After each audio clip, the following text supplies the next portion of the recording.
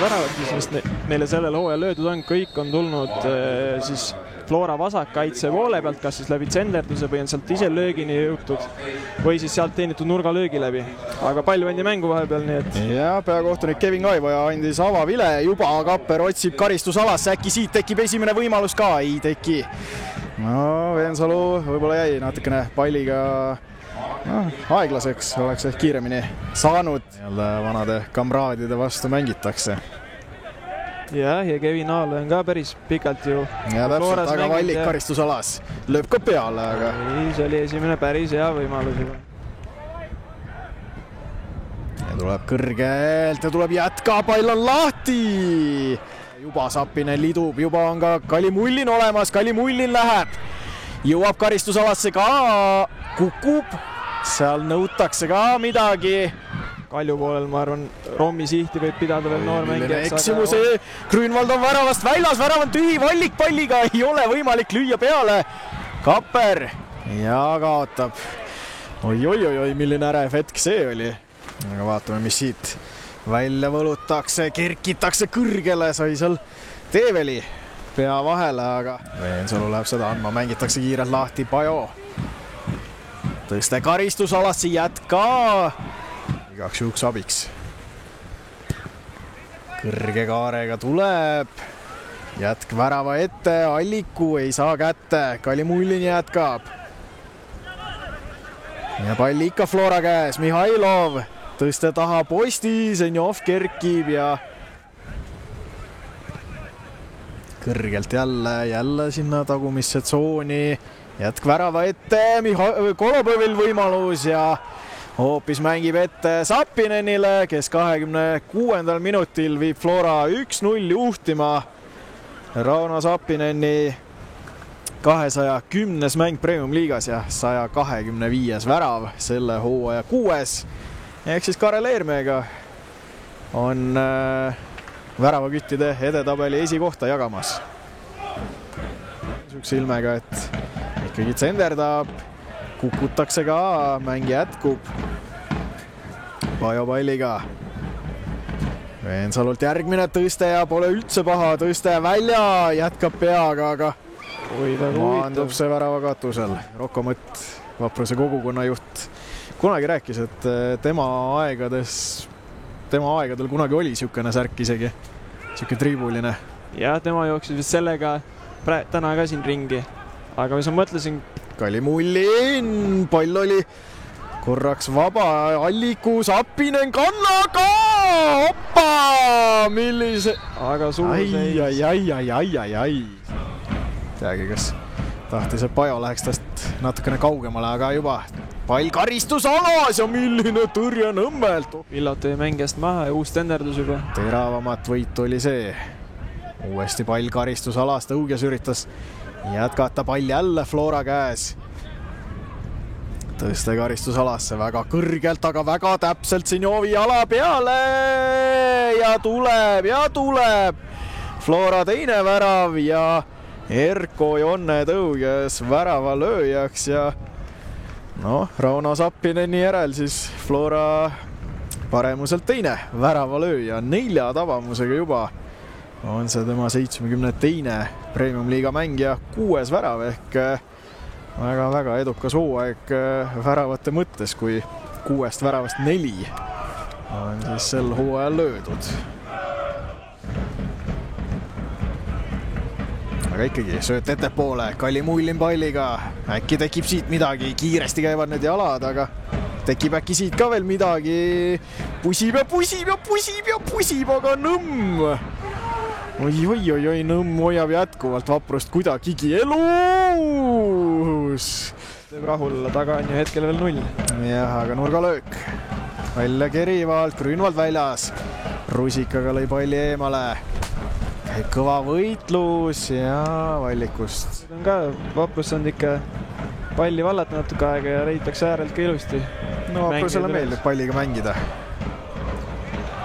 Nüüd Põder teeb natuke rahvale, sööt otse värava peale ja pani hästi keha vahele ja Flora läheb rünnakule. Alliku paremas ääres, on päris palju ruumi, Hussar ka abis. Sööt Hussarile ja ei läinud või siiski ikkagi nurgalöök.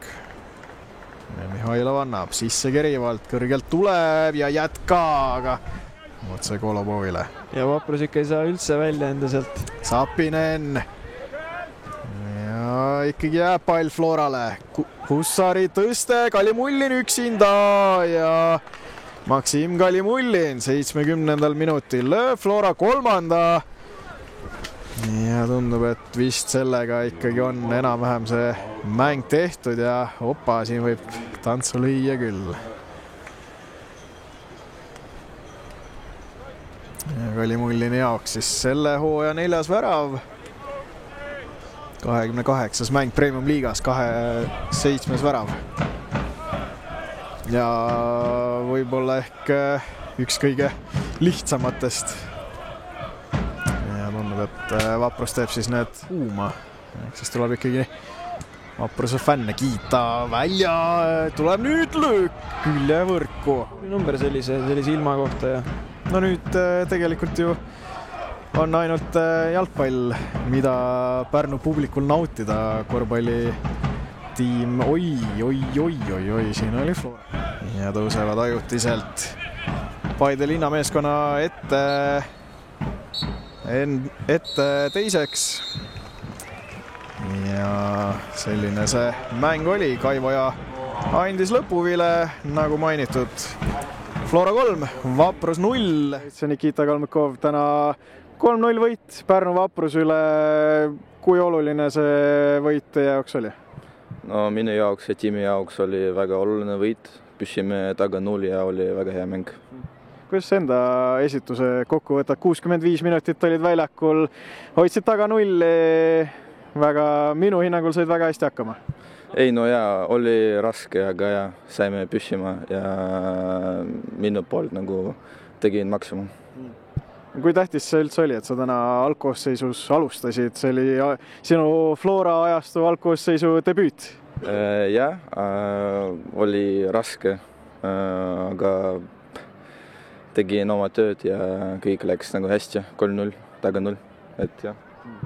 Kuidas sa üldse praegu, sa sel hooajal Floraga liitusid, kuidas üldse Floras olla on, kuidas treeningud, kuidas mäng, et oled ju päris hästi sinna sisse elanud praegu? Tasu on väga hea, meeskond on väga sõbralik, et mul kõik on väga meeldiv ja kõik on hästi. Mis su ambitsioonid jalgpallis on? No muidugi välismaale saada, aga esiteks aidata minu tiimi, et mängida hästi. Kuidas täna muruväljak tundus? Kõrvalt tundub ikkagi väga-väga kena praegu. Jah, väljak oli väga hea. Järgmisena mängite Harju Laagriga, keda hiljuti 4-1 võitsite, aga mängite võõrsil. Kui raske seal Laagri kunstmuruväljakul mängida on? Ma arvan, tuleb raske mäng, aga saame nagu hästi mängida.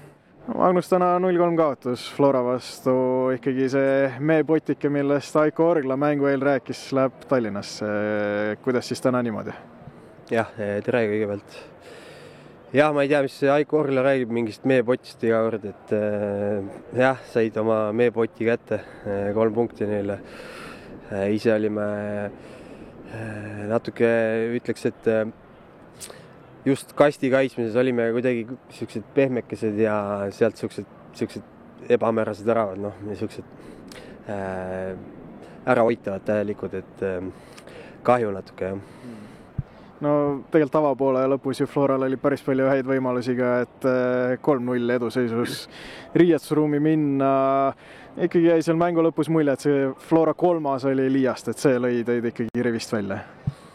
Jah, me kuidagi nagu mingi periood vajusime täitsa ära ja siis tuli momentumi otsa kogu aeg ja siis me ei saanud seda palli sealt välja ka ja siis tuli 1-0 ja siis tuli teine ja poole lõpp oleks peaaegu 3. tulnud ja eks me teine pooleg tulime välja küll, et midagi pole kadunud, et lööd ühe ära, siis mängu iseloom muutub täielikult, eks ole. Aga jah, siis tuli see 3. ja jah, siis oli juba tähtis, et rohkem ei lase, et niikuinii on tähtis, et ei tohi lasta, aga täitsa saunaks ei saa ka minna, eks ole. Kuidas oli tagasi Murul olla, kuidas oli tagasi Rannastaadionil olla? Muru kõrvalt tundub väga kena olevat. Jaa, selleks me seda asja teeme, me väga ootasime seda asja, et ütleme niimoodi, et nendel halvadel kunstmurudel ei ole väga mõnus mängida. See kõik teavad, et kõige hullem on see, et mängijad kannatavad, et teistel on tegelikult suht suva. Et väga mõnus on siin olla. Kiitus meistritele, Jüri Saar, väga top väljaks siukse kevadisperioodi kohta, et mis viga, lust. No, järgmine mäng on teil kunstmurul Narvas, aga isegi hoopis jalgpallihallis, et kuidas nüüd maikuus halli minna on tagasi kunstmurule? Teate, see on ka siuke naljaks olukord, et hallis, et ju siis on niimoodi kokku lepitud ja minu arust see ei ole normaalne ja noh, mis seal tuleb, mäng tuleb ära teha ja lähme sinna panema ja tahame 3 punkti saada, et vahet ei ole kus või mis, et meil on vaja punkte ja me lähme sinna võitma, jah. No teil üks kogemus selle Narva jalgpallihalliga on, mängisite märtsis karikavõistluste raames seal. Kuidas seal üldse mängida on? Kaotasite selle mängu 1-3? Jaa, ei, hall on ju väga tipp-topp, et Muru väga hea, et üks Eesti parimaid halle, ma ütleks, et jah, seal saime 3-1, et seal oli ka mingi variprobleem, et ma ei tea, kas see ei ole enam minu teema, eks ole, ja jah, ei, hall on väga hea ja et Narva selle halli sai, et neil on seda väga vaja.